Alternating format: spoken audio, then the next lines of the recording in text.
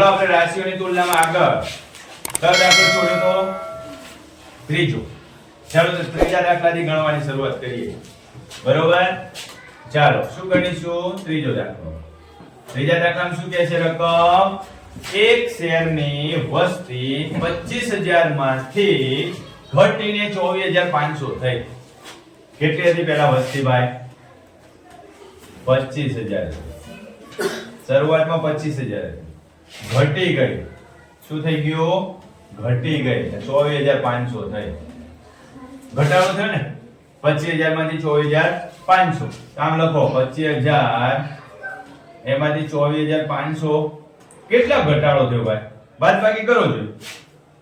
કેટલો ઘટાડો થયો?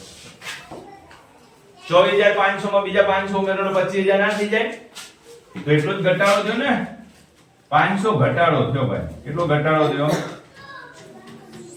ઘટાડો બરાબર 500 વ્યક્તિઓ.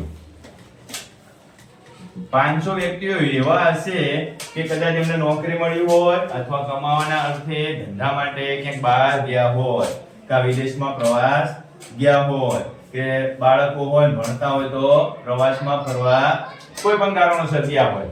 ઘટાડાની ટકાવારી શોધવાની છે ભાઈ. શું શોધવાનું છે?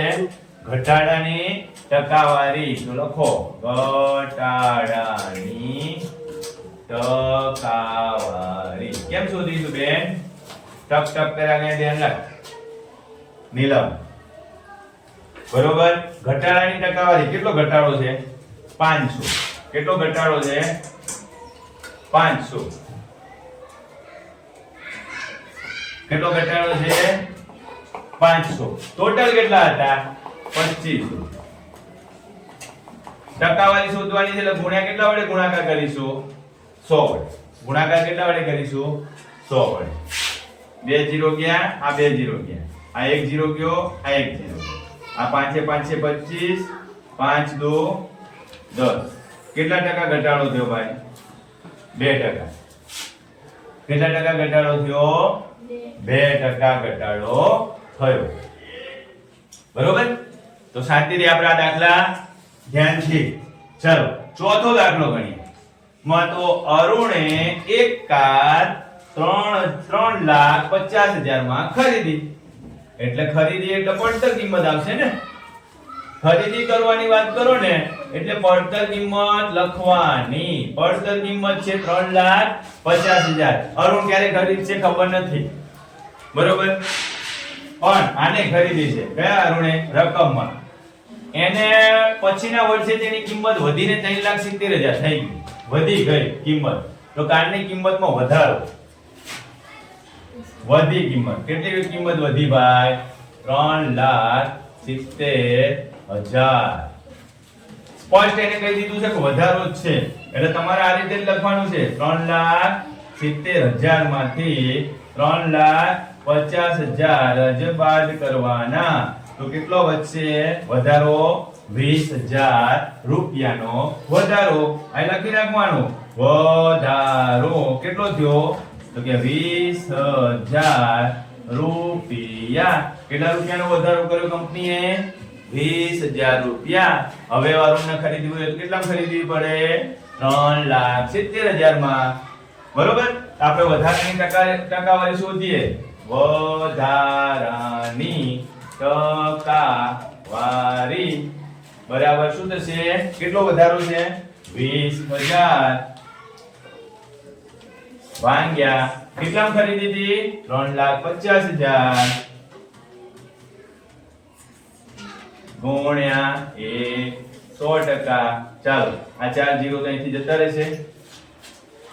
અહીંયા 7 5 35 થશે અને 20 5 100 થશે. તો જવાબમાં શું લખવાનું? 40. 2 ગુણ્યા 20. 2 ગુણ્યા 20. 40 ભાગ્યા 7. ટકાની નિશાની. ભાગાકાર કરો જોઈએ તો 7 5 7 તો નીચે જ આવશે. 5 જવાબ આવશે. 7 5 35 એટલે 5 વધશે. એટલે જવાબમાં શું આવશે?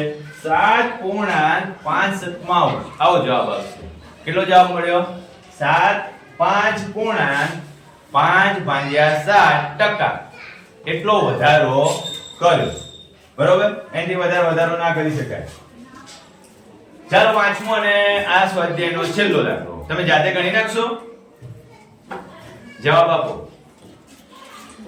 હાલો જલ્દી નહીં ગણાય હાલો સારું ટીવી એ શેની વાત છે ભાઈ કિંજલ ટીવી શેની વાત છે ટીવી કેટલામાં ખરીદ્યું એટલે શું લખવાનું વાતો ને વનિતા ક્યાં ધ્યાન છે તારું અહીં ધ્યાન રાખ પડતર કિંમત ખરીદ્યું પોતાના ઘેર આવ્યું 10,000 રૂપિયા કેટલા રૂપિયા છે 10,000 20% નફો મેળવીને વેચ્યું ભાઈ વેચાણ કિંમતમાં એને શું કીધું વેચાણ કિંમત ખબર નથી પણ નફો કેટલા ટકા મેળવીને વેચ્યું 20% નફો આપી દીધો છે ટકામાં 20% નફો તો લખી નાખો ને સૂત્રમાં કઈ ચિંતા કરવાની નથી નફો શેમાં આપેલો છે ટકામાં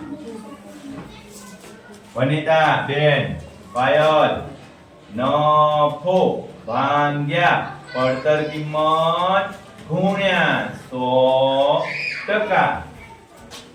શું કરીશું નફો ટકામાં આપેલો છે કેટલા ટકા આપેલો છે 20%. અહીં આપી દીધું છે ને નફો ટકામાં આપેલો છે એટલે 20% ક્યાં લખીશું અહીં નફો 20% છે આ નફો નથી આપેલો જોજો આ નફો નથી આપ્યો ભૂલ કરતા નહીં અહીંયા જો ભૂલ થાય એવું સંભાવના લાગે તો આ કાઢી નાખો શું લખવાનું નફો ટકામાં આ રીતે લખશો ને એટલે ભૂલ નહીં પડે બરોબર એટલે તમારે ધ્યાન રાખવાનું તો સૂત્રમાં નફો અહીં ખાલી રાખવાનો એ શોધવાનું છે પડતર કિંમત કેટલી છે ભાઈ 10,000 રૂપિયા કેટલી છે ગુણ્યા 100%.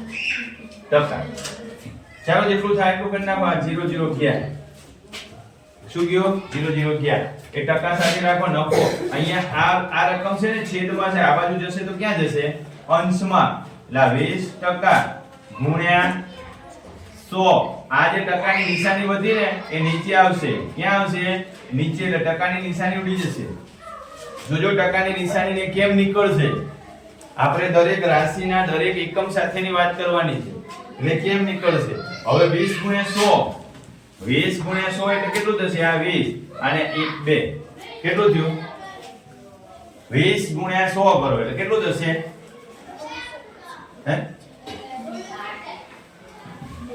2 નફો કેટલો મળે 2 ક્યારે 20% વધારે ત્યારે 2000 રૂપિયા નફો થાય લેવો પડે તેને વેચાણ કિંમત કેટલી થાય ભાઈ કયો જોઈએ હાલો આ ખાલી એક વધારાનો તમારો જવાબ ત્યાં સુધી જ રાખવાનો છે તેની વેચાણ કિંમત શું થાય તો કે પડતર કિંમત 10,000 છે કેટલા છે નફો 2,000 રૂપિયા મળ્યો તેને આપણે ઉમેરી દઈશું ને તો વેચાણ કિંમત એક્ચ્યુઅલી કેટલી થશે 12,000 રૂપિયા આનો ગણતરી નથી કરવાની પણ તોય તમને કહું છું કે કેટલા રૂપિયા ટીવી વેચવાથી કેટલા રૂપિયા મળશે તો વેચવાથી 2,000 રૂપિયા જ મળશે પણ ખરેખર કેટલામાં વેચશે એવું પૂછે તો 12,000 એ પણ જવાબ લખવાનો બરોબર આપણે અહીં સુધી રાખશું